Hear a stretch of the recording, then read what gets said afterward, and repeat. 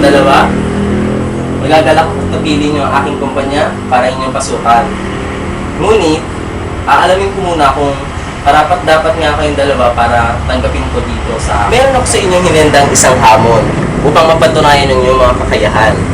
Ang mahiwagang ruleta. Kung saan ito matapat, ay saan ninyong gagawin. Halimbawa, attitude, isa pa, advertising, isa pa, creativity, at broadcasting. Para sa unang aplikante, ito ang iyong hamon. Creativity. Yan. Para maging mabili ang produktong ito, kailangan natin ng mga strategies. Una dyan, kailangan isipin natin ang brand image. Kalawa, yung unique selling proposition natin. Gumawa tayo dapat ng sikat na tagline, nakakadating ng tao. At ang huli, dapat alam natin ang target market. Magaling! Natuwa ako sa iyong ginawa. Ito ang medalya. Para naman sa susunod na aplikante, ito ang iyong hamon.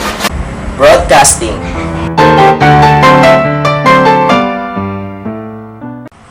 Sa ating mga nagbabagang balita ngayong gabi sa saksi, pinaslang na labor leader na si Popoy Lagman, pinatid na sa huling kantuan. Artlets, muling pinatulayan ang kanilang galing sa larawan ng speech. Para sa karagdagang balita, narito si Vicky Morales. Vicky, pasok. Magaling! Mahusay din ang isipan. Dahil dyan, itong yung medalya. At para ulit sa isa unang aplikante, ito ulit ang yung hamon. Attitude. Attitude maganda. Halimbawa, kung wala kang pang-enroll sa school, wala kang matrikula, kailangan mag-isip ka ng paraan.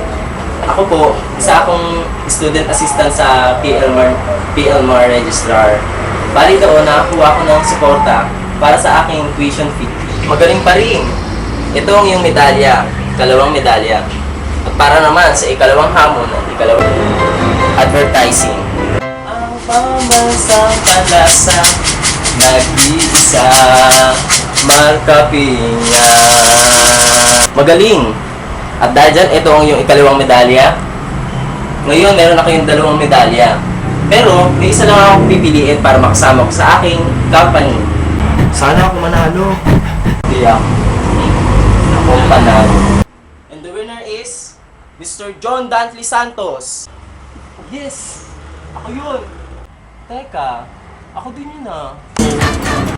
Ako si John Dantley Santos mula sa Pamantasan ng Lungsod ng Marikina.